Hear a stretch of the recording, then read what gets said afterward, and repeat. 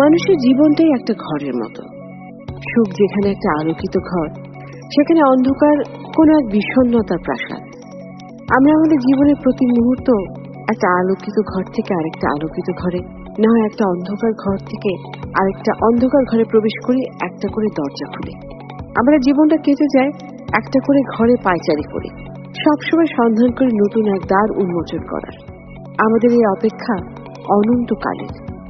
শুধু একটাই প্রশ্ন আসে মনে, কি আছে দরজার ওপাশে?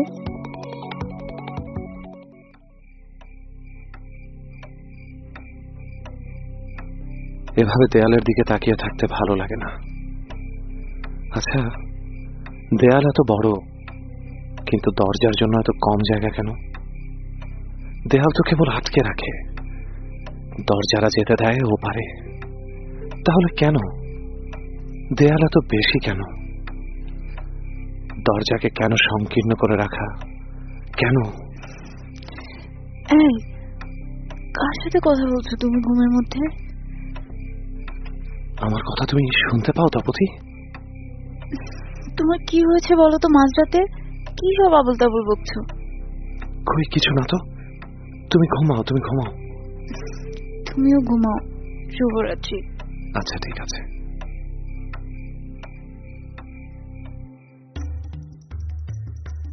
নীলাদ্রি হাসান বাংলা বাজারের একটা পুরনো বইয়ের দোকানে কাজ করে।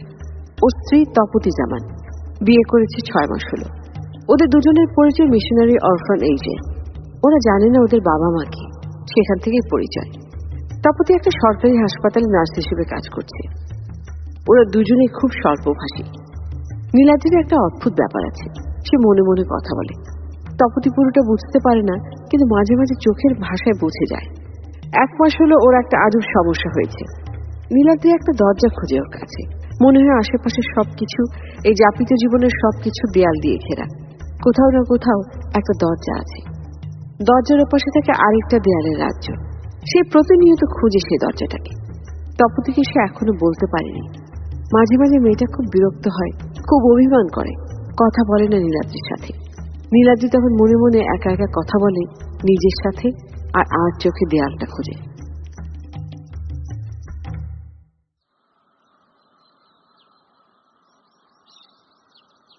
বাহ, চাটা তো দারুণ হয়েছে। ধন্যবাদ। আমি তো ভাবলাম এই কথাটা তুমি মনে মনে বলবে নাকি। মনে মনে কথা তো তুমিও বলো, আমরা সবাই বলি। আচ্ছা, তুমি মনে মনে এত কি ভাবো বলো তো? ভাবি না তো, খোঁজার চেষ্টা করি একটা দরজা। কিসের দরজা? এই যে তোমার পেছনে রান্নাঘরের দরজা। এই ইয়ার্কিটা কিন্তু আমার পছন্দ হলো না। বাহ, আমি বুঝি আমার বউয়ের সাথে একটু মজাও করতে পারবো না? নীল, তুমি কি আমাকে কিছু বলতে চাও? কিছু কি তোমাকে আটকে দেয়? আমি মাঝে মাঝে তোমার দৃষ্টিতে একটা গভীর শূন্যতা দেখতে পাই। মনে হয় তুমি অন্য একটা জগতে আছো। তুমি আমার পাশে বসে আছো, কিন্তু আমার সাথে নেই। তোমার দৃষ্টি অন্য কোথাও, অন্য কিছু একটার খোঁজ করছে। তুমি কি খুঁজছো আমাকে বলবে? কিছু না তপতি, অনেকদিন না আমরা সন্ধ্যাবেলা রিক্সা নিয়ে ঘোরাঘুরি করি না। আর যাবে? তোমার জন্য একটা গোলাপি শাড়ি এনেছিলাম, তোমার ওই রূপালি ঝুমকাটা পরবে, খুব সুন্দর লাগবে তোমাকে। সাথে খোলা চুল। শাহবাগ থেকে বেলি ফুলের মালা কিনে দেব, হাতে জড়িয়ে নেবে। যাবে আমার সাথে ফাগুনের সন্ধ্যার এই আহ্বানে? আজ তোমার কি হয়েছে বলো তো? কিচ্ছু না, কোত্থেকে যেন একটা দরজা খুলে দক্ষিণের হাওয়া বইছে, খুব মিষ্টি একটা বাতাস। বুঝলাম। তুমি চাটা শেষ করো, আমি শাড়ি পরে আসছি। ঠিক আছে, আমি অপেক্ষায় আছি।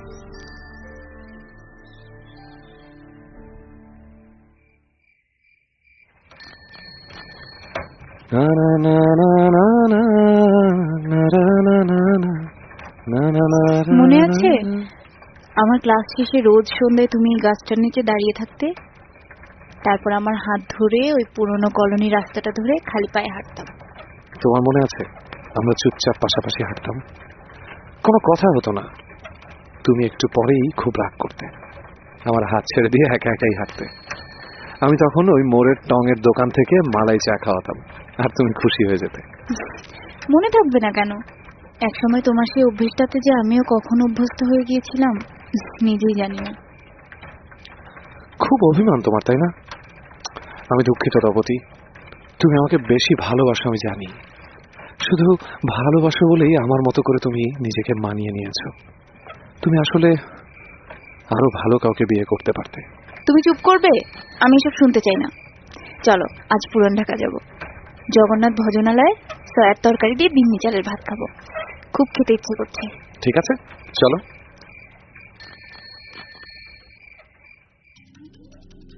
নীলাদ্রি আর তপতি তখনও জানতো না আজ রাতে এমন কিছু ঘটতে যাচ্ছে যে অনেক কিছু বদলে দেবে।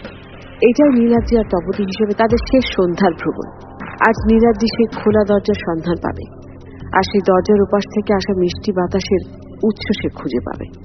আর হয়তো তপতি খুঁজে পাবে না নীলাদ্রিকে, সে হারিয়ে যাবে দরজার উপাসে।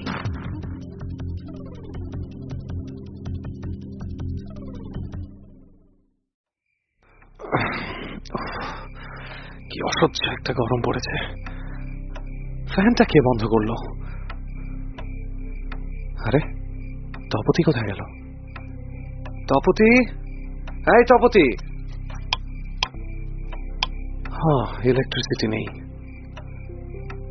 জানালাটা খুলে দিই। কি বাতাস বাইরে, মনে হয় বৃষ্টি নামবে।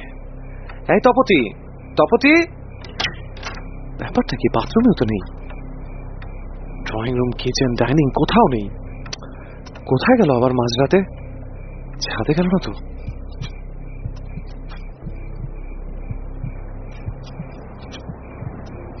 আরে এই দরজাটা কোথায় গেল? 2 পাল্লার এই দরজা, ও পাশে আলোর ছটা ঠিকরে বেরোচ্ছে। কি মিষ্টি একটা গন্ধ, কি সুন্দর বাতাস, খুব খুব চেনা একটা বাতাস। কি আছে, কি আছে দরজার ওপাশে?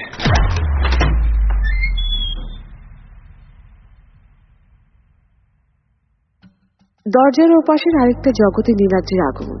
নীলাদ্রি জানে না আগে সেই জগৎ থেকে সে একেবারের জন্য এখানে চলে এসেছে। সে আর ফিরবে না। তার অস্তিত্ব জাগ্রত, কিন্তু তার সত্তা বিলীন দরজার ওপাশের দেয়ালের জগতে। তার চিরচেনা বাংলা বাজারের পুরনো নতুন বইয়ের গন্ধমাখা জায়গা ছেড়ে পুরনো ঢাকার কাজী আলাউদ্দিন রোডে সেই চিলেকোঠার সংসার ফেলে কোনো এক ছুটির দিনে তপতির হাতে সবজি খিচুড়ি আর ডিম কোরমার অমৃত স্বাদ সবকিছু হারিয়ে যাবে দরজার উপাসে। থাকবে আরেকটা অদৃশ্য দেয়াল ঘেরা অচেনা জগৎ।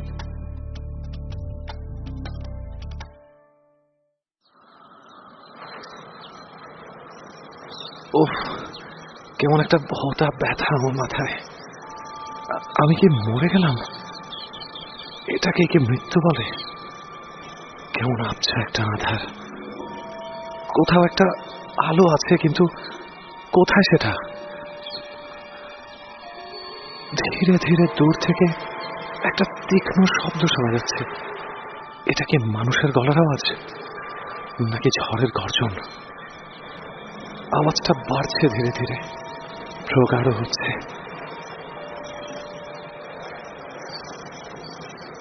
ওই মমিনুল, মমিনুল কই গেল আবার? এই গাড়ি ঠিক করতে দিছে গতকাল সকালে, আর আজ সকালে পৌঁছানোর কথা। সকাল 10টা বাজে গেছে, এখনো কোনো খবর নাই। ওই তুই গাড়ি ঠিক করস নাকি ঘুমাস?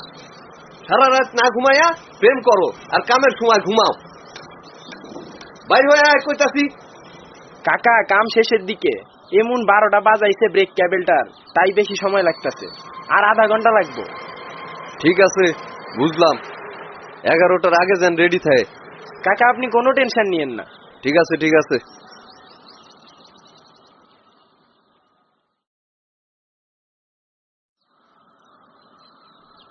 সাইড মিররে আমি কাকে দেখছি? এটা কে? একটা বাচ্চা ছেলে, হালকা খোঁচা খোঁচা দাড়ি, রুক্ষ চুল, ময়লা টি শার্ট, ছেঁড়া প্যান্ট। এক ছন্ন ছাড়া দুরন্ত কিশোর, হাতে গায়ে গ্রিজের কালো রং। তার সুন্দর চোখগুলোতে রাজ্যের কৌতূহল। আমি তাহলে কোথায় আছি? এটা কি তাহলে মৃত্যু নয়, আরো একটা জীবন? আমি কি তবে ওর মাঝে আছি? মমিনুল, জি কাকা। লাল কার্ডটা ঠিক করছস? জি কাকা, আজ রাইতের মধ্যে কইরা ফেলামু।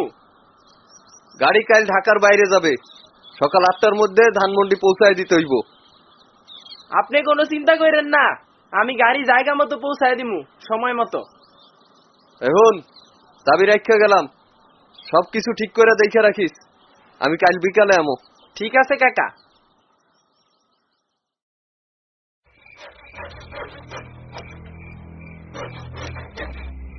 বুইরা কি লোহা দিয়ে এই সিন্দুক বানাইছে খোদাই জানে। উফ, কি গরমটা পড়ছে। ছেলেটা কতক্ষণ ধরে চেষ্টা করছে, পারছে না। বেচারা জানেই না ওই সিন্ধুকের ভেতরে উই পোকা ধরা কিছু কাগজ ছাড়া আর কিছুই নেই। কাদের মিয়া ওর সব টাকা রাখে ক্যাশ বাক্সের ঠিক নিচের একটা লুকোনো কাঠের বাক্সে।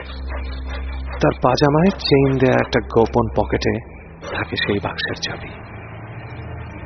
একবার বাক্সটা খুললা যায়, এখান থেকে অনেক দূরে চলে যাও। নিজের একটা চায়ের দোকান দিব, এমন লাঠি গোতা খায়া পইরা থাকুম না।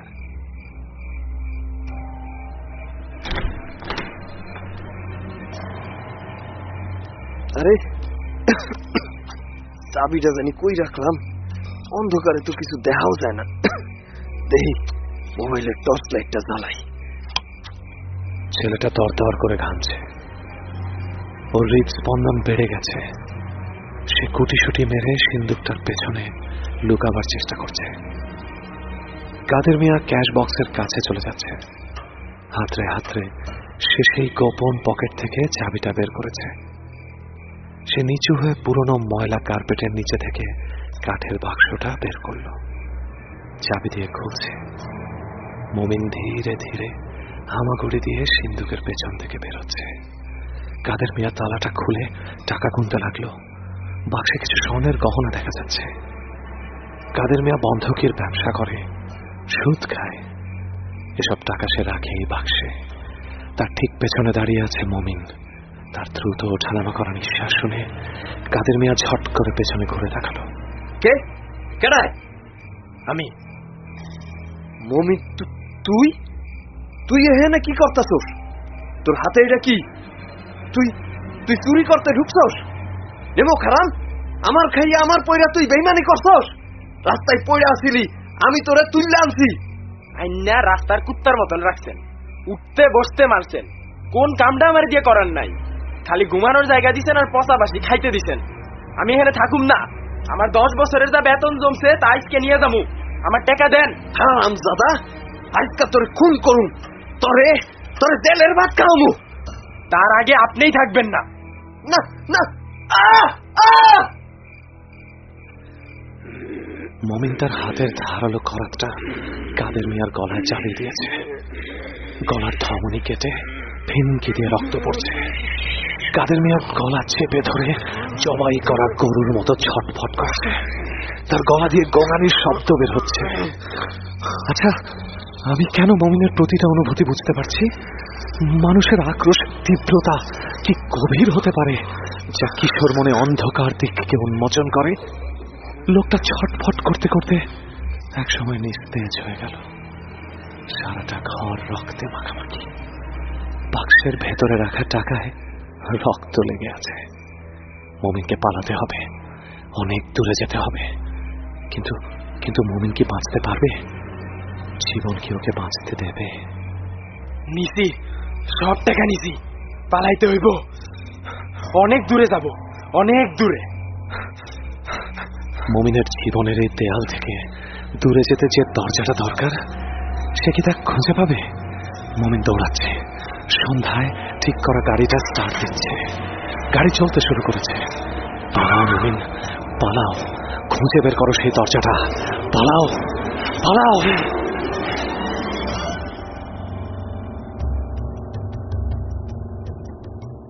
মমিন ছুটে চলেছে সেই লাল রঙের গাড়িটা ছুটিয়ে শহরতলির রাস্তা মারিয়ে।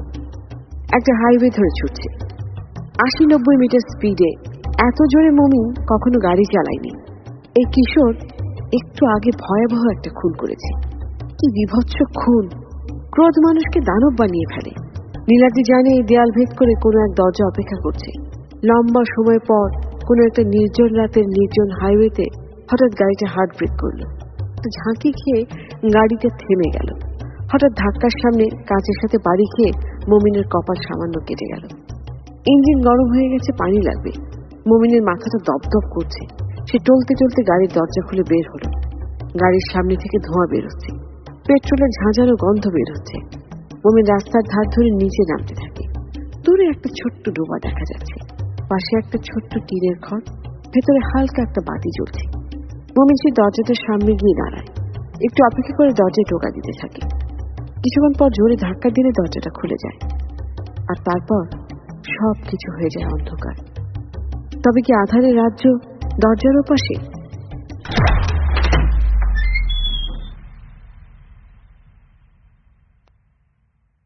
সবুজ বিস্তীর্ণ প্রান্তর, মিষ্টি রোদ, এলোমেলো বাতাস। তবে এটা যাপিত জীবন। মনে হচ্ছে সবকিছু কেমন হালকা, সবকিছু সজীব। মমিন নেই, সে কোথায় গেল? দরজার ওপাশেই নাকি আছে এখানেই? মমি, এই মমি, টিফিন পিরিয়ড শেষ, ক্লাসে যাবি না? হ্যাঁ যাবো তো। দেখ কি অদ্ভুত রঙের একটা পাখি, সে কতক্ষণ ধরে ওই কাঁঠাল চাপার ডালে বসে আছে। কোথায়? আরে ওই যে ওইখানে। তুই ক্লাসে যাবি না? উফ, যাচ্ছি তো, চল।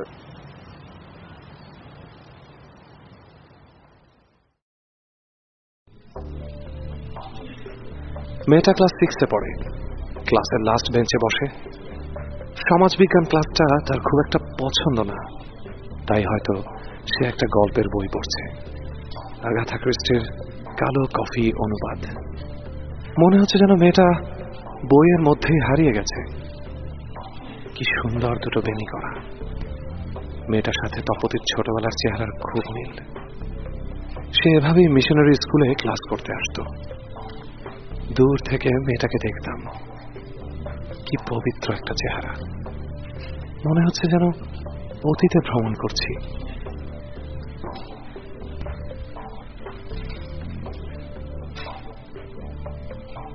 Roll number 7, Moumita Jafrin. 71 number page বের করো, 3 নাম্বার লাইন থেকে পড়ো। এই মমিতা, তোকে ডাকছে। হ্যাঁ স্যার তোকে ডাকছে, তাড়াতাড়ি বই বের কর। এই নে আমার বই। কি হলো, এতক্ষণ লাগে দাঁড়াতে? তুমি কি কানে কম শোনো? মানে জি স্যার। পড়ে শোনাও। স্যার আমাদের বেঞ্চের দিকে আসছে। কি হলো, বই হাতে দাঁড়িয়ে আছো কেন? এ কি, এটা নিচে কিসের বই পড়লো? এই মেয়ে, বইটা উঠাও। জি স্যার। হ্যাঁ হ্যাঁ তুমি। দেখি। কালো কফি, আগাথা ক্রিস্টি। এই পুচকি মেয়ে, তুমি এই বইয়ের কি বুঝো? খুব পাকা হয়ে গেছো তাই না? ক্লাস বাদ দিয়ে গল্পের বই পড়া, দেখাচ্ছি মজা।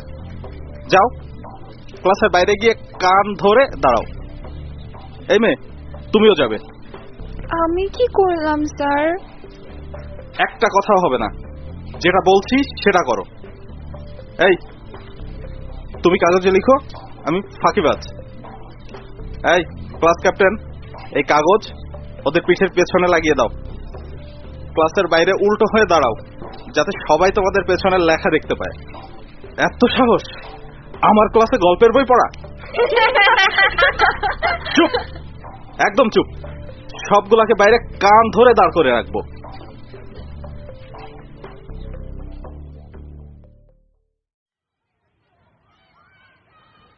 এই মেয়েটার মাঝে অদ্ভুত একটা ব্যাপার আছে।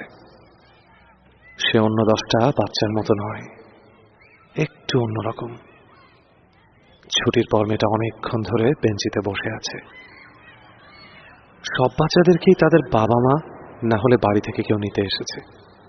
স্কুল ভ্যান নিয়ে যাচ্ছে কাউকে কাউকে, কিন্তু এই মেয়েটাকে নিতে কেউ আসছে না, কারণ মেয়েটার মা নেই আর বাবা হুইল চেয়ারে। মৌমিতার বয়স যখন 5 বছর, একটা সড়ক দুর্ঘটনায় ওর মা তাৎক্ষণিকভাবে মারা যায় আর ওর বাবা প্যারালাইজড হয়ে যায়। মৌমিতার বাবা একজন লেখক। সেই ঘটনার পর মৌমিতা সবকিছু নিজে নিজেই করতে শিখেছে। বয়সের তুলনায় যেন ওর মানসিক বয়সটা একটু বেশি। বেশ কিছুক্ষণ পর মেয়েটা নিজেই এগিয়ে যাচ্ছে স্কুলের গেটের দিকে। আরে কি অদ্ভুত, আবার সেই মিষ্টি গন্ধটা পাচ্ছি। একটা ভেতরটাকে ফাঁকা করে দেয় একটা বাতাস। চারদিকের দেয়াল ঘেরায় জগৎ। এটা কি আবার দরজার ওপাশের ডাক? স্কুলের সামনের রাস্তাটা বেশ চড়া। বেশ কিছুটা দূরে একটা ফ্লাইওভার।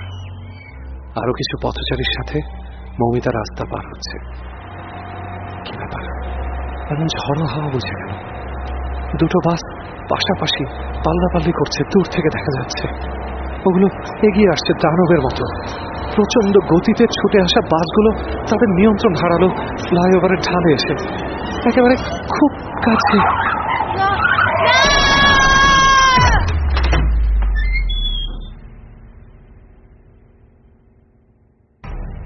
বাসগুলো তাদের নিয়ন্ত্রণ রাখতে পারেনি। মিমি সহ আরো 6 জন পথচারীর উপর উঠিয়ে দিয়েছে। মৌমিতার সাদা স্কুলের জুতা রক্তে ভিজে গেছে, হাতটা উল্টে গেছে খুব বাজে ভাবে। ওর মাথার ঘাড়ের অংশ গাড়ির চাকার নিচে। ছোট্ট দেহটা কেমন যেন কুঁকড়ে আছে। মিমি বাবা দেখলে খুব কষ্ট পাবে। এই মর্মান্তিক দৃশ্য দেখবার জন্য নীলাদ্রি এখানে নেই, কারণ সে আবার চলে গেছে দরজার ওপাশে অন্য কোনো দেয়াল ঘেরা গল্পের সন্ধানে।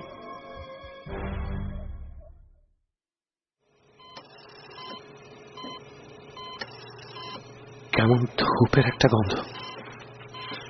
এটা কোথায়? এই গন্ধটায় মনে হচ্ছে যেন অসংখ্য মানুষের বেদনার একটা স্পর্শ রয়েছে। কেমন শীতল। কিছু মানুষ মনে হচ্ছে শুয়ে আছে, কিছু মানুষ ভাসছে। কেমন শান্ত আর স্তব্ধ। মনে হচ্ছে যেন অনন্ত কাল ধরে সময়টা স্থির। ধীরে ধীরে সব ঘোলাটে থেকে স্পষ্ট হচ্ছে। ওই জলজলে আলোটায় কি লেখা? Chemotherapy ward. এটা ক্যান্সার পেশেন্টদের ইউনিট। এটা একটা হাসপাতাল। শুয়ে থাকা মানুষগুলো কেমোথেরাপি নিচ্ছে বেঁচে থাকার জন্য। কিছু মানুষ মৃত্যু পথযাত্রী। আচ্ছা, আমি এত নির্লিপ্ত কেন? আমার কেন কোনো অনুভূতি হচ্ছে না? ছায়ার মতো ভাসতে থাকা এই অবয়বগুলো মৃত ব্যক্তিদের। এরা কেবল দর্শক, কিছুটা জড় বস্তুর মতো অনুভূতিহীন। এদের সাথে আরো কিছু মানুষ যোগ দেবে, সে অপেক্ষায় তারা আছে। আমি ছাড়া কেউ ওদের দেখতে পাবে না, কিন্তু আমি জানি আমি মৃত নই। হয়তো মৃত্যু আর জীবনের মাঝামাঝি একটা জায়গায় আছি। দেহের অসুখ হলে ঔষধে সারে, কিন্তু মনের অসুখ হলে কোন ঔষধে সারে সেটা কি আপনি জানেন? কে আপনি? আপনার পাশেই দাঁড়িয়ে আছি। আপনি কি আমার কথা শুনতে পাচ্ছেন? আমাকে দেখতে পাচ্ছেন? আমি সব দেখতে পাই, সব বুঝতে পাই, কিন্তু কিছু করতে পারি না। শুধু অপেক্ষা করি। কিসের অপেক্ষা করেন আপনি? দরজার ওপাশে যাবার অপেক্ষা। দরজার ওপাশে কি মৃত্যু থাকে? আপনি মৃত নন, আমিও মৃত নই। আপনার সাথে আমার পার্থক্য, আপনি দরজার ওপাশে যেতে পারেন আর আমি পারি না। আমি অপেক্ষা করছি আমার দেহের জন্য। আপনার দেহ কোথায়? 7 নম্বর বেডটা দেখেন। কি সুন্দর একটা মেয়ে, অথচ মাথার চুলগুলো নেই। ঘাটের এক কোণে পড়ে আছে। আমি ঘুমায় আছি, ওটা আমার দেহ। আপনি যাদের দেখতে পাচ্ছেন তারা সবাই চিরবিদায়ের অপেক্ষা করছে। এ কারণেই আপনার কথা শুনতে পাচ্ছিলাম, আর আপনি আমার অস্তিত্ব অনুভব করতে পারছিলেন। মৃত্যু হলো ছোট্ট অ্যাকোরিয়ামে রাখা গোল্ডফিশের মতো। পানি ছলকে পড়ে যাবে, অক্সিজেনের অভাব হবে, মাছটা মরে যাবে, কোনো স্মৃতি থাকবে না, সব হয়ে যাবে বিস্মৃতি। কারণ গোল্ড ফিশের স্মৃতিশক্তি কেবল 3 সেকেন্ড। আচ্ছা, আপনি কি জানেন আমার সাথে কেন এমন হচ্ছে? কিছু প্রশ্নের উত্তর হয় না, জানলেও উত্তর দিতে হয় না। আমি আছি জীবন মৃত্যুর সন্ধিক্ষণে, আর আপনি আছেন প্রকৃতি আর ঈশ্বরের মাঝামাঝি। যে ঈশ্বর প্রকৃতির সৃষ্টি করেছেন তার মাঝে আমাদের সবার অবস্থান। আমাদের মানব জনম এর মাঝেই বিদীর্ণ। আর তার ঠিক ওপারেই থাকে দরজার ওপাশ, সময়ের দেয়াল ভেদ করে একটা দরজা। এখানে সবাই মৃত্যুর জন্য অপেক্ষা করে। যাকে দরজার ওপাশ ডাকে তাকে ফেরানো যায় না। তাহলে আমি কেন দরজার ওপাশে আসছি, আর আমি মৃত্যুকে আলিঙ্গন করতে পারছি না কেন? কারণ আপনি সময়ের ধারক। আপনি শুধু অবলোকন করবেন যাপিত জীবনের গল্প, সময়ে ঘেরা দেয়াল। আপনি প্রকৃতির একজন যাজক, এটা আপনার নির্ধারিত কাজ। শুনুন, আপনি যাবেন না, আমার আরো কিছু প্রশ্ন ছিল।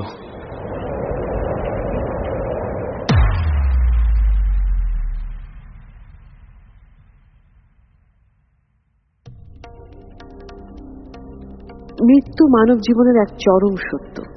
নীলাদ্রি ক্যান্সার হাসপাতালের কেমোথেরাপি ওয়ার্ডে দাঁড়িয়ে আছে। মৃত্যু কি সবকিছু স্থির করে দেয়? মনে হয় যেন এই মহাবিশ্ব, এর প্রতিটি বস্তু সবকিছু স্থির। নীলাদ্রির মনে হচ্ছে সে এক সময়ের অভিযাত্রী, সময়ের দেয়াল ভেদ করে এক একটা দরজা পার হচ্ছে। দরজার ওপাশে জীবনের অনুরণ। একটু আগে যার সাথে কথা হচ্ছিল, রিদিমা, সে মেয়েটা মাত্র মারা গেছে। 7 নম্বর ওয়ার্ডের সামনে দাঁড়ানো নার্স একটা সাদা চাদর দিয়ে রিদিমাকে ঢেকে দিল। তাহলে রিদিমার দেহের অবসান হলো? সে একেবারে চলে গেল দরজার ওপাশে?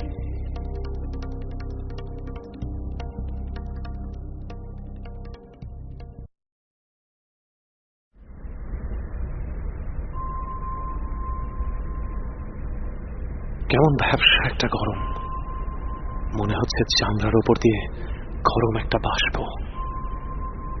এটা কোথায়? আবার কি কোনো মৃত্যুর সাক্ষী হব আমি? এত শক্ত মেঝে, এটা জেলখানার একটা সেল। 2 জন মানুষ বিষণ্ণ হয়ে দুপাশে বসে আছে।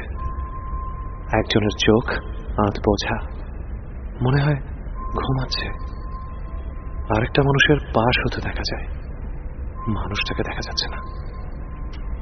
আমি কি তাহলে এই মানুষটার ভেতরে? লোকটার রক্ত কেমন ঠান্ডা, কোনো উষ্ণতা নেই। ওর নাম নূর আলম, বয়স 40 বা এর চেয়ে একটু বেশি হবে। প্রথম খুনটা করে 17 বছর বয়সে। বিষ খাইয়ে সৎ মাকে খুন করেছিল, তারপর পালিয়ে যায় শহরে। সেখানে গিয়ে এক পকেটমার দলের সাথে দেখা হয় তার। কিছু মানুষ মরে গেলে এমন কোনো ক্ষতি আনা হয়েছে। আপনি আমাকে শুনতে পাচ্ছেন? যে ভাইজান, আমি আপনার লাহান মনে মনে কথা কই। আপনি আমার মনের ভিতরে ঢুকে গেছেন, তাই সব বুঝতে পারতেছেন। আপনি সত্যিই খুন করেছেন? প্রথম খুনটা আমি করি নাই। ইন্দুর মারণের বিষ দিয়া মিশাই দিছিল আমার বাপ চুনের মধ্যে। সেই চুন দিয়া পান খায়া ছোট মা মরে গেছিল, মুখ দিয়া ফেনা ছুটছিল। আমার মারেও এমন বিষ খাওয়া আমাকে বাড়ির পিছনে রাম গাছে ঝুলাইতেছিল। গ্রামের সকলে জানতো, কেউ কিছু কয় না, কিন্তু আমি জানতাম। সে যখন ছোট মারে ঝুলাইতে গেছে আমি দেখা ফেলাই, তখন সে সবাইরে বলে আমি তারে বিষ খাওয়া মাইরা ফেলাইছি। আমি তখন পালায় যাই। আপনি পালালেন কেন? পুলিশের কাছে যেতেন। পুলিশ আমার আব্বার কেনা আছে, কোনো লাভ হইতো না। শহরে যখন আসি 4 দিন না খায় রাস্তায় রাস্তায় ঘুরছি, আর নানা রঙের মানুষ দেখছি। একদিন একটা চায়ের দোকানের সামনে দাঁড়ায় আসছিলাম, এক লোক বইসা আছে, আমার কলা রুটি খাইতে দিল। ওইটা ছিল করাইল বস্তি। একটু পরে সেইখানে পুলিশের রেড পড়ে। এটা ছিল মাদকের আখড়া। সবার লোকে পুলিশ আমারও ধরে লয়ে যায়। আমার 2 মাসের জেল হয়েছিল। সেইখানে পকেটমার গ্রুপের লোকে পরিচয়। এরপর আপনি এক নিরীহ স্কুল শিক্ষককে মেরে ফেলেছিলেন। তার মানি ব্যাগে মাত্র 500 টাকা আছিল। রিক্সা থেকে টান মারছিলাম, পুইরে গিয়ে মইরা যাইব বুঝি নাই। মানুষ হয়ে মানুষের জীবন নেন? ভাইজান যে কি কন, আমার কামই তো এইটা। আমি কোনটাকে মাল ফিনিশ করে দিই। Contract murderer. যে ভাড়াইটা খুনি, টাকা লইয়া মানুষ মারি। টাকা নিয়ে মানুষ মারা কবে থেকে শুরু করলেন? ভাইজান সে এক বিশাল ইতিহাস। একদিন শহরে কি কারণে জানি কার পূজারি হয়েছিল, রাত তখন 12টা। রাস্তায় একটা কাক পক্ষীও নাই, মনে হইতেছিল কেউ জানি মরে গেছে। তখন মাত্র ডাইল খাওয়া শুরু করেছে। ভাইজান ডাইল মানে পর্যন্ত আপনার তো আবার শিক্ষিত লোক, এগুলো বুঝবেন না। আপনি ফ্যান্সি ডিলার কথা বলছেন? বাহ, তারা জানেন দেখি। আরে হ, এইটাই সেই বয়সে খাইলে খুব পিনি কইতো, এখন আর কিছু ধরে না। তো সেই দিন রাইতে আমি কমলাপুর ব্রিজের উপর চিতয়ে পড়ে আসছিলাম। হঠাৎ দেখি একটা বোরখা পরা মায়া মানুষ একটা সুটকেস টানতে টানতে নিয়ে আসতেছে। হঠাৎ সেটা ব্রিজের এক কোনায় ফালায় চলে গেল। কত সময় পার হয়ে গেল, কেউ আইলো না।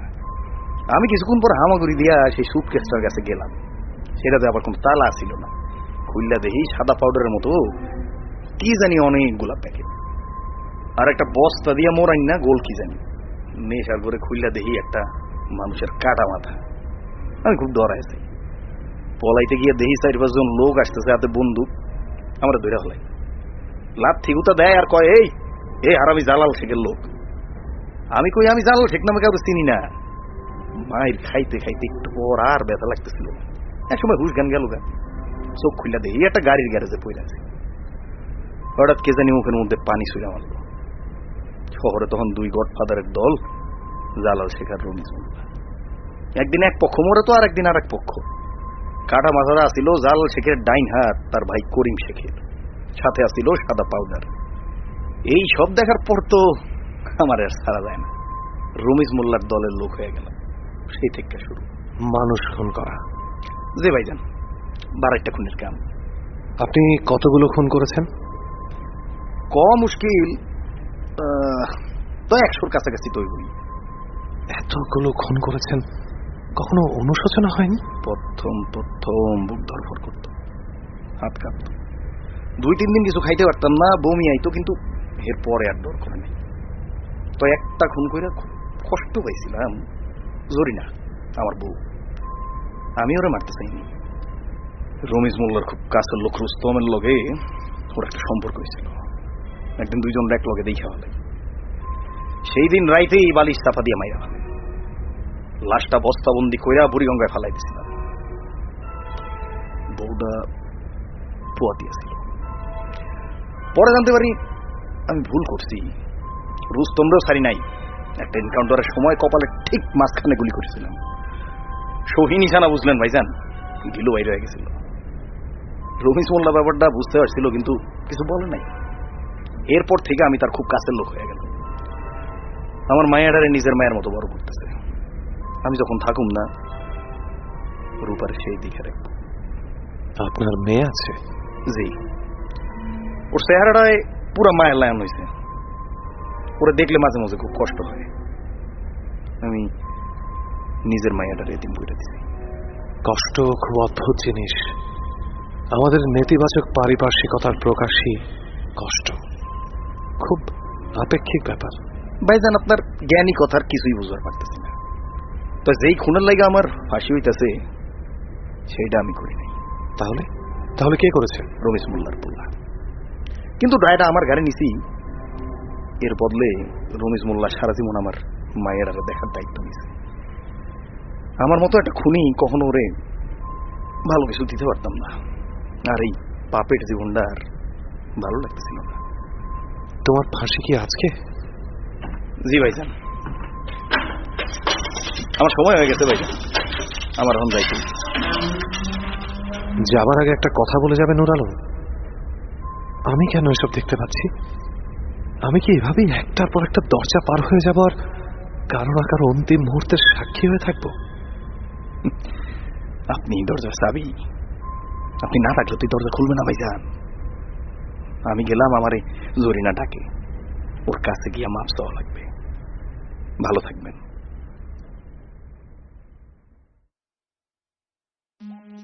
নীলাদ্রির আগে ফাঁসির আসামি দেখেনি। সে গভীর মনোযোগ দিয়ে পুরো ব্যাপারটা খেয়াল করছিল। নূর আলমকে জীবনের শেষ গোসল করানো হলো। সে সময় নূর আলম অঝোর ধারায় কাঁদছিল। শেষ গোসলের এক এক বিন্দু পানি যেন তার এক একজন খুন করা মৃত মানুষের আর্তনাদ, তাদেরই চোখের জল। এই বিষাদের নাম অনুশোচনা। গোসলের পর তাকে খাবার দেয়া হলো, কষা গরুর মাংস, মাসকলাইয়ের ডাল আর চিকন চালের ভাত, তার জীবনের শেষ খাবার। নূর আলম খুব তৃপ্তি করে খাচ্ছে। গোসলের পর তাকে কয়েদিদের নতুন যে পোশাক পরানো হয়েছে সেটা থেকে কেমন একটা আগরবাতির গন্ধ বেরোচ্ছে। এরপর তাকে নিয়ে যাওয়া হলো ফাঁসির মঞ্চে। 12টা 5 মিনিটে ফাঁসির সময় কার্যকর হবে। এখন সময় 11টা 50 মিনিট। জেলার নুরু মিয়া তার শেষ ইচ্ছা জানতে চাইল। আমার মাইয়াটার লগে শেষবারের মতন কথা বলবার চাই স্যার। কাল তার জন্মদিন, শেষবারের মতো তার শুভেচ্ছা জানাই।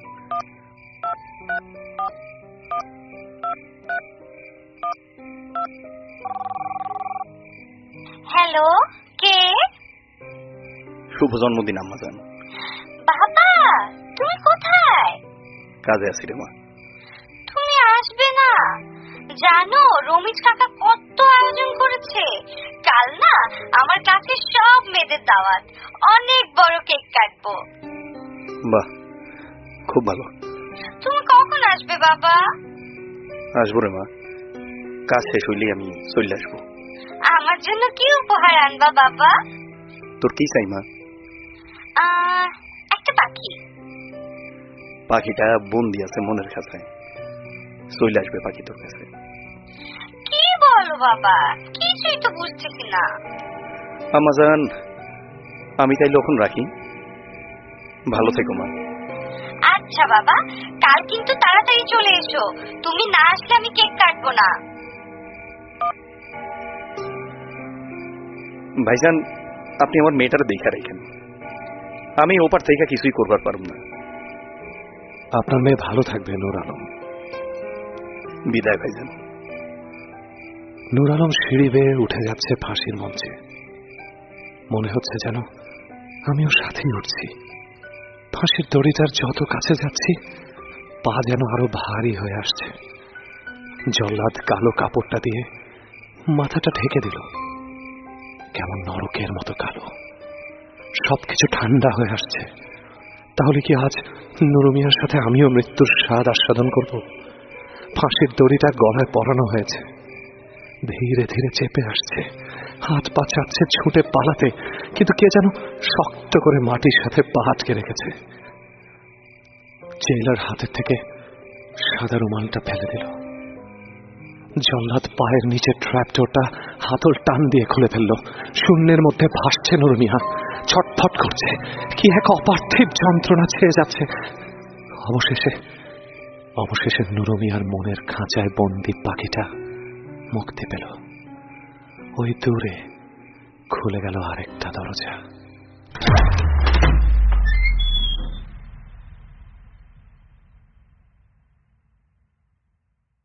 অনন্তকাল ধরে যদি পথ চলা শেষ না হয়, তবে সৃষ্টির শুরু কোথায় আর শেষই বা কবে হবে? হবে, দরজার ওপাশে গেলেই হবে। কে কে তুমি? আমি। আমাকে নির্জন সেই রাস্তায় রেখে আপনি যে চলে আসলেন দরজার ওপাশে।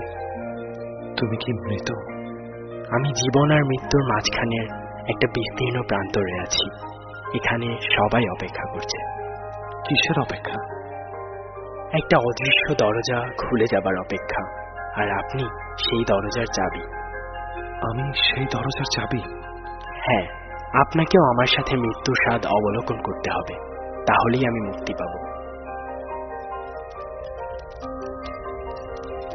কি আগুন লাগছে কোথাকে? কি গরম মনে হচ্ছে। সব ঝলসে যাচ্ছে কেমন। বাতাসে মৃত্যুর গন্ধ। এই গন্ধ দরজার ওপাশে অপেক্ষা করা মানুষের আর্তনাদের সুবাস। আপনি তাদের একজন একজন করে মুক্তি দেবেন। বন্ধ করো, বন্ধ করো। আমার খুব যন্ত্রণা হচ্ছে। কেউ যেন খুবলে খুবলে আমার মাংস পিণ্ড টেনে নিচ্ছে। সবকিছু যেন অন্ধকার হয়ে আসছে। চলে যাও, চলে যাও, তুমি আমাকে মুক্তি দাও। আমার মুক্তি, আমাদের মুক্তি তোমার কাছে। খুলে দাও, খুলে দাও দরজা।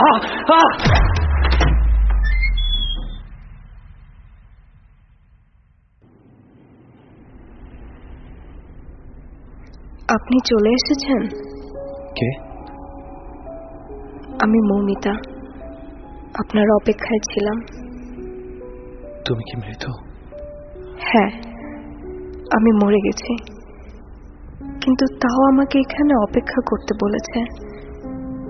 এখানে যারা আছে সবাইকে বলেছে অপেক্ষা করতে। কিন্তু কেন? বাবাও চলে এসেছে এখানে, কিন্তু আমি খুঁজে পাচ্ছি না। আমাকে দরজার ওপাশে যেতে দিচ্ছে না। আপনি তো সব দরজার ওপাশে যেতে পারেন। আপনি কি আমার বাবাকে খুঁজে বের করে দিতে পারবেন? তোমার বাবা তো বেঁচে ছিলেন। আমি মরে গেলাম। বাবার খুব কষ্ট হয়েছিল। আমাকে কবরে শুয়ে এসে খুব করে কাঁদলো। তারপর বুকের ভেতর খুব যন্ত্রণা হলো। আমাকে ডাকতে লাগলো। আমি বাবার কাছে গেলাম, আর সে আমার সাথে চলে আসলো।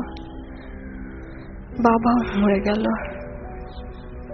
জানেন, আমার সাথে এখানে এসেছিল, কিন্তু হঠাৎ একটা কালো ঝড় হলো। তারপর বাবা যেন কোথায় হারিয়ে গেল। এখন আর আমি খুঁজে পাচ্ছি না বাবাকে। আমি খুঁজে দেব, আমি তোমার বাবাকে খুঁজে দেব, আমি কথা দিচ্ছি তোমাকে। আমি মাকে খুঁজে পেয়েছি। এই গাছগুলোর পেছনে ওই যে একটা পাহাড় আছে, সেটার চূড়ায় সে থাকে। মা রাতে ঘুম পাড়াবার সময় আমাকে একটা গান শোনাতো। এখানে রাত হয়ে আসলে আমি সেই গানটা শুনতে পাই। বাবাকে খুঁজে পেলে আমি ওই পাহাড়ের চূড়ায় যাব, মাকে খুঁজে বের করব, তারপর আমরা একসাথে থাকবো। কি সব অদৃশ্য হয়ে যাচ্ছে কেন? সব সব ধোয়ার মতো মিলিয়ে যাচ্ছে।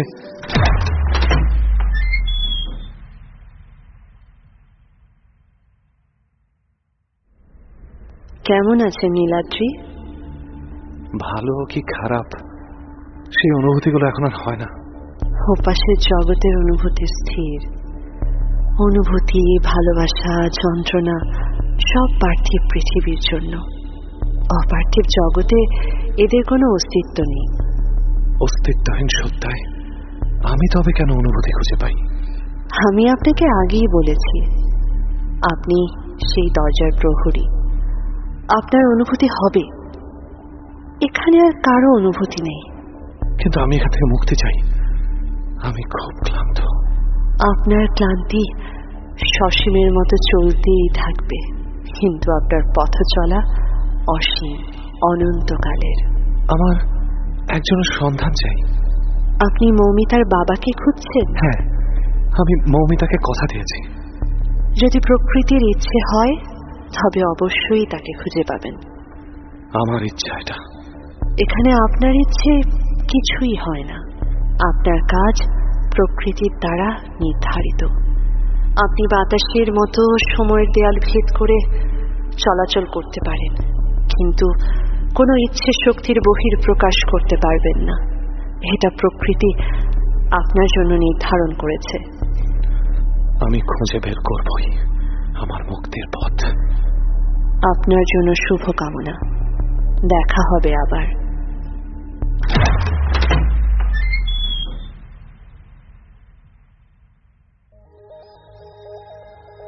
দ্য ডেস্টিনি দ্য ল্যাম্ব, অর্থাৎ মৃত্যুর পরের জীবন, ফরাসি ভাষার একটি বই।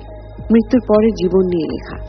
প্রথমে রটে যায় সেই বই আবার বাঁধানো মানুষের চামড়া দিয়ে। বলা হয়ে থাকে এক নারীর পিঠের চামড়া দিয়ে বাঁধানো। লিখেছেন আরসেনি হুসেইন। বইটির এক কপি লেখিকা উপহার দিয়েছিলেন তার ডাক্তার বন্ধু লুডোভিক বুলকে। সেই ডাক্তার ভাবলেন, যেহেতু মৃত্যুর পরবর্তী জীবন নিয়ে লেখা, তখন সে বইটা বাঁধানো হোক মানুষের চামড়া দিয়ে।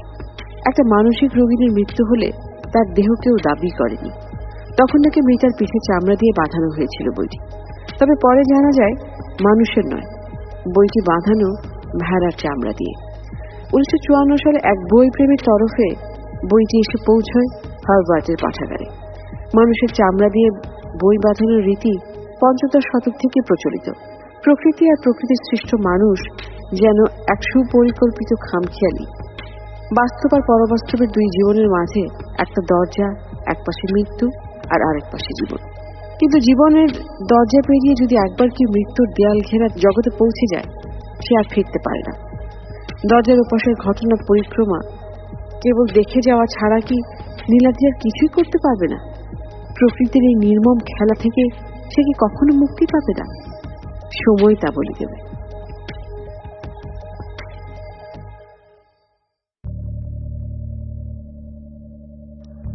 ভেসে যায়, কেবল ভেসে যায় মেঘের উপর মেঘ, কোনো আকাশ ছাড়াই ভেসে যায়।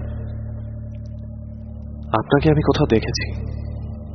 আপনি সমুদ্রের ধারে বসে কি করছেন? এটা সমুদ্র না, এটা লোভী মানুষদের অস্তিত্ব বিলীন হয়ে যাওয়া দীর্ঘশ্বাস। আপনি আমাকে দেখেছেন রক্তমাখা একটা লাশ হিসেবে। আপনি খুব খারাপ ভাবে মারা গেছেন আমি জানি। আমি তো ভালো মানুষ ছিলাম না, তাই আমার এভাবে মৃত্যুটা ঠিক ছিল। আপনার মধ্যে একটা অপরাধ বোধ ছিল, কি সেটা? মমিনকে আমি কুড়িয়ে পাইনি, ও আসলে আমার ছেলে। ওর মা মানে রোজিনার সাথে আমার সম্পর্ক হয়, যার ফলে সে অন্তঃসত্ত্বা হয়ে যায়। বাধ্য হয়ে তাকে বিয়ে করি। মাঝে আমার বউ সন্দেহ করছিল, ধরা পড়ার ভয়ে একদিন ঘুরাতে নেয়ার কথা বলে ট্রলারে নদীর মাঝখানে ধাক্কা দিয়ে ফেলে দিয়েছিলাম। তারপর 2 বছরের মমিনকে এতিমখানায় দিয়ে দিয়েছিলাম। এরপর থেকে খুব অপরাধ বোধে ভুগতাম। একদিন তাই ওকে নিয়ে আসি আমার কাছে। আপনি কি মনে করেন আপনার অন্যায়ের শাস্তি হয়েছে? হ্যাঁ, শাস্তি হতো যদি আমার ছেলেটা দরজার ওপাশে থেকে আবার পার্থিব পৃথিবীতে ফিরে যেত। কিন্তু পার্থিব পৃথিবীতে সে এখন অবাঞ্ছিত, সে ওখানে বেঁচে থাকতে পারবে না। তাকে আপনি মুক্তি দিতে পারেন।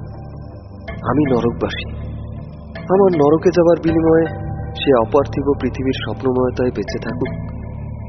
সে জানে না আপনি তার বাবা। আমি জানি আপনি আমার বাবা। আপনার প্রতি আমার কোনো ক্ষোভ নেই, কোনো রাগ নেই। আর মা আপনাকে ক্ষমা করে দিয়েছে, আপনি মুক্ত। মমিন, তুমি ফিরে এসেছ? ফিরে এলাম চিরতরে মুক্তি পাবার জন্য। চলো বাবা, তোমাকে যেতে হবে দরজার ওপাশে। নীলাদ্রি, আপনি কি দরজাটা খুলে দেবেন আমাদের জন্য? এই প্রথম কেউ বলল দরজা খুলে দিতে। কি আশ্চর্য, আমি পারছি, সেই অদৃশ্য দরজা খুলতে পারছি। চলে যাচ্ছি চিরতরে দরজার ওপাশে। অপেক্ষা শেষ হল।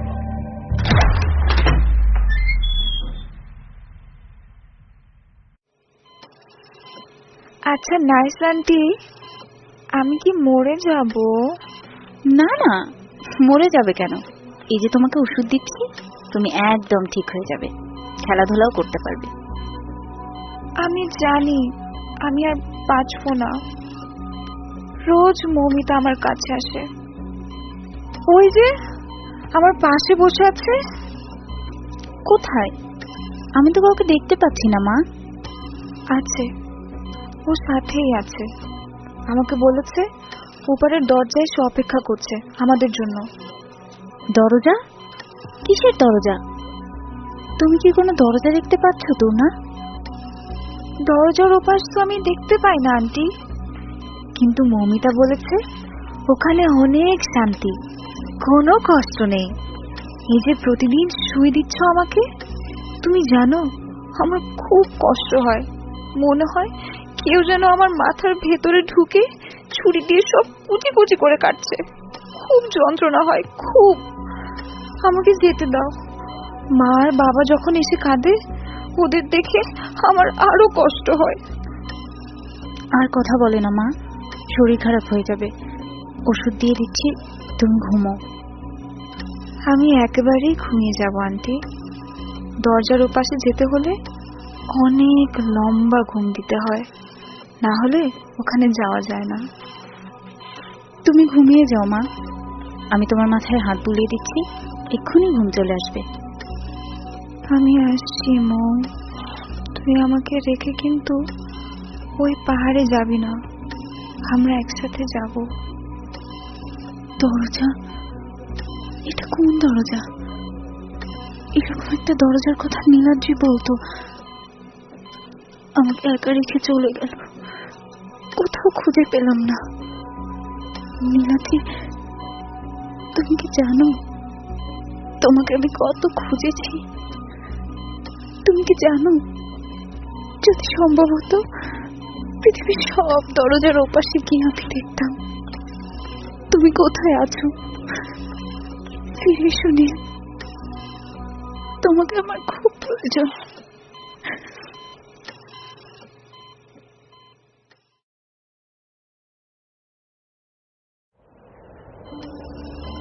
কি শীতল একটা বাতাস এখানে, কেমন চেনা একটা গন্ধ।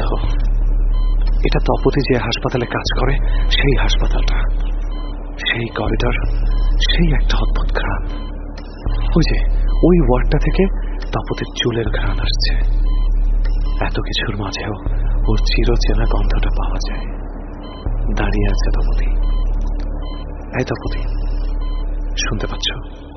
শুনতে পাচ্ছ আমাকে তপতি? তুমি ছাড়া কেউ কি আছে আমার এই পৃথিবীতে?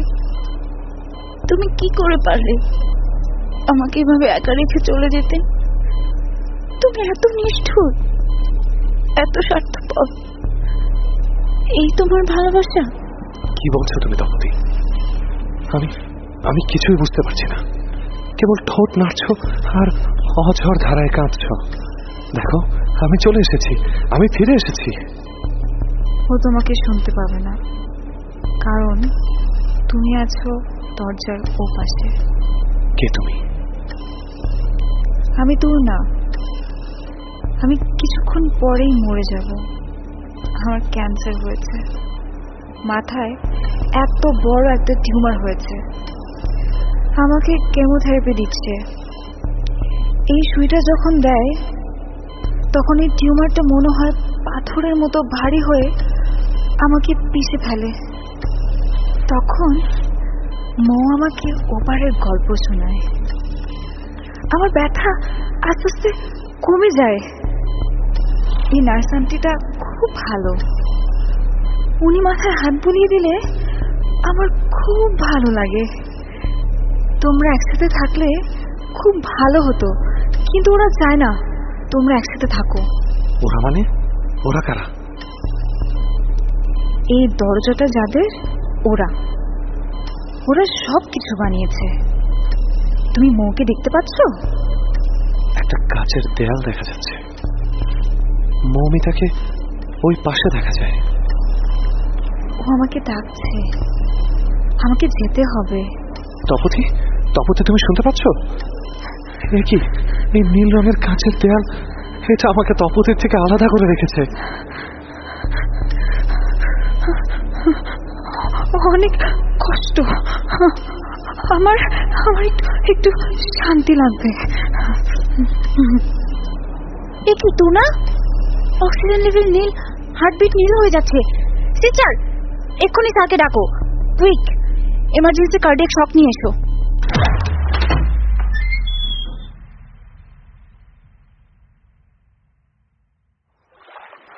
বুঝলেন গো ভাইজান, মৃত্যু হইল খুব আজীব জিনিস। সারা জীবন মাইন সেটার দরায়, এরা দেখলে পলায়, কিন্তু কারো এর কাছ থেকে নিস্তার নাই। কিন্তু একবার যদি ভয় কাটাইতে পারে দেখবেন আর ডর লাগবে না। আমার এখন আর ডর লাগে না, খালি মাইয়া ডর লাগে। আপনি জরিনাকে খুঁজে পেয়েছেন? ভাইজান, আমি তো এখন ওই পারে যাইতে পারি নাই। সে বড় অভিমানী মেয়ে। আমি নিজ হাতে তারে মাইরা ফেলা মায়ের রেটিং করছে। সে আমার ক্ষমা করতে চায় না। সে আমার মতো পাপি না। পাপি মানুষ গো, অপেক্ষার জায়গাটা আলাদা। আর আমি আমি আমি কোথায় আছি? আমরা কালো জলে ভাসি। এটা অতল জল, কোনো তলানি নাই। আপনি এই জলে পড়লে ডুববেন না, ভাসবেন না। সে আজব কাণ্ড। পাপি তাপিতের জায়গা হইল এইটা। আমার মায়াটা কেমন আছে সেইটা জানতে হইলে আমার এইখানে থাকতে হইবে। নুর আলম, তুমি কি বলতে পারো? আমি তপতির পাশে দাঁড়িয়ে আছি, কিন্তু ও আমাকে দেখতে পাচ্ছে না, আমাকে শুনতেও পাচ্ছে না। কেন? মনে মনে কথা বলে, সে শুনতে পাইবে। ভাবিজান পবিত্র মানুষ, আমার রূপার মায়ের মতো। চেষ্টা করেন, সে শুনতে পাবে। আমি মৃত্যু চাই, চিরতরে নিঃশেষ হতে চাই। ধ্বংসের আগে সৃষ্টি হতে হয়। আপনার সৃষ্টি হবে আরেকবার। আপনি এখানে? আমাদের সবার অবস্থান এখানে। এই যে কালো নদী যার উপর ভাসছে, এখানে থাকে মানুষের হিংসা, লিপ্সা, জড়া আর বিদ্বেষ।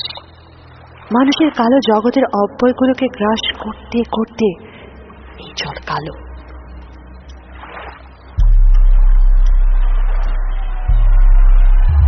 এটা কিসের আওয়াজ? অপেক্ষারত সত্তাদের আকুতি। ওরা মুক্তি চায়, যেতে চায় দরজার ওপাশে, কিন্তু ওদের কোনো মুক্তি নেই। ওরা চিরন্তন সত্যের মতো এখানে থাকবে অনন্তকাল জুড়ে। তবে আমি এখানে কেন? সেটা প্রকৃতির ইচ্ছে। আবছায়া অন্ধকারে কালো দেয়ালের মাঝে অসংখ্য মানুষের কালো প্রতিচ্ছবি। মনে হচ্ছে যেন ওরা দেয়াল ভেদ করে বের হতে চাইছে। সবার মুখে আতঙ্ক আর বেদনা। উফ, কি বিভৎস! না না না, আমি আর দেখতে চাই না। নৌকা পারে ভিড়ব, আপনারা শক্ত হয়ে বসেন। যন্ত্রণা হচ্ছে, যন্ত্রণা, মাথার ভেতরে অসহ্য যন্ত্রণা। চলে আসছি ভাইজান, আরেকটু।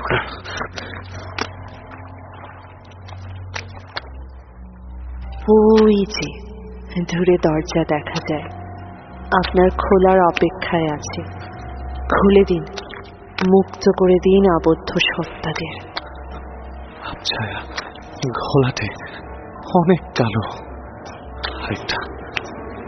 আরেকটা দরজা।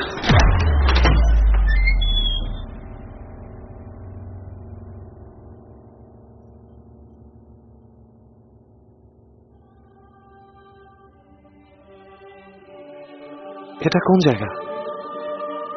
আহা, কি মিষ্টি রোদ, ঝিরে ঝিরে বাতাস, দূর থেকে ঝর্ণার কলতান আর নাম না জানা পাখির গান শোনা যায়, শিশুদের হাসির শব্দ।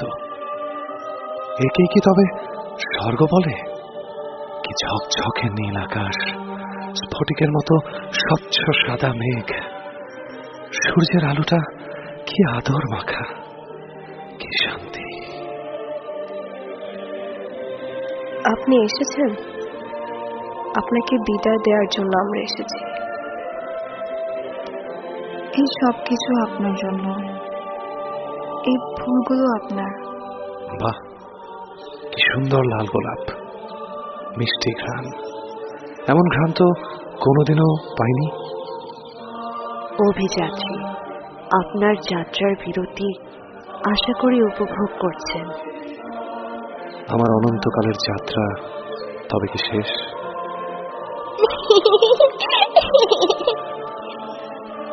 এই নীল রঙের গোল পাথরটা আমার মা আপনাকে দিয়েছে, বলেছে আপনি এর মধ্যে ঢুকে যাবেন।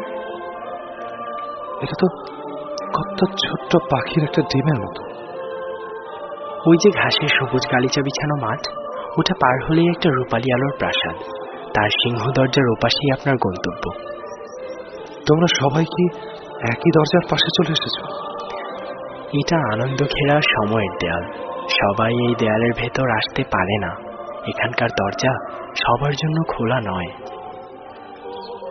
তবে জীবনের কোনো না কোনো সময়ে আমরা এখানেই আসব। আমাদের যাপিত জীবনের অপেক্ষা শেষ করে মৃত্যুর সিঁড়ি বেয়ে আমরা আসব অনন্তকালের এই জীবনে। আপনার জন্য অপেক্ষা নেই, কেবল আছে পথ পরিক্রমা। বিদায়, দরজার ওপাশ আপনাকে ডাকছে।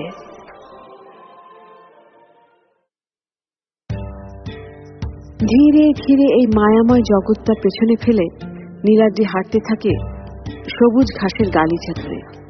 সে যত সামনে এগিয়ে যাচ্ছে, পেছনের সবকিছু আবছা আলো মিলিয়ে যাচ্ছে। সে আবছায় রূপালী প্রাসাদটার সামনে এসে দাঁড়ালো। মনে হচ্ছে যেন এটা পানির মধ্যে ভাসছে। বিশাল সিংহ দরজাটায় আলতো করে হাত রেখে ধাক্কা দিল। ধীরে ধীরে খুলে যেতে থাকলো দরজাটা। এটা কি তবে শেষ দরজা?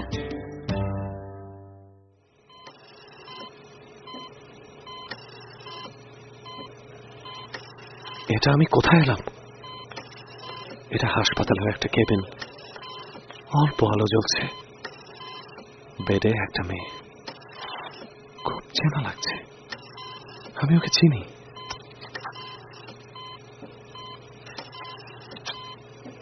কি সুন্দর আবছা আলো, এই মুখটা আমার চেনা।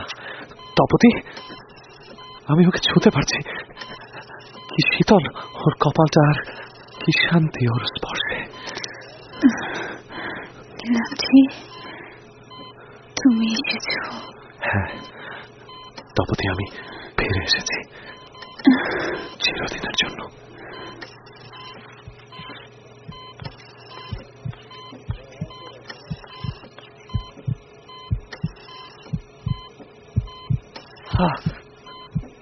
কি অন্ধকার, কেমন শীতল একটা জায়গা।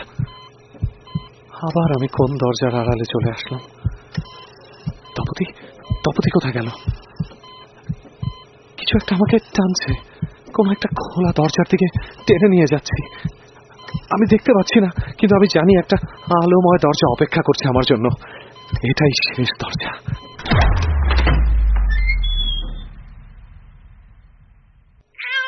কংগ্রাচুলেশনস মিসেস তপতি, আপনার খুব সুন্দর একটা ছেলে হয়েছে। Thank you doctor.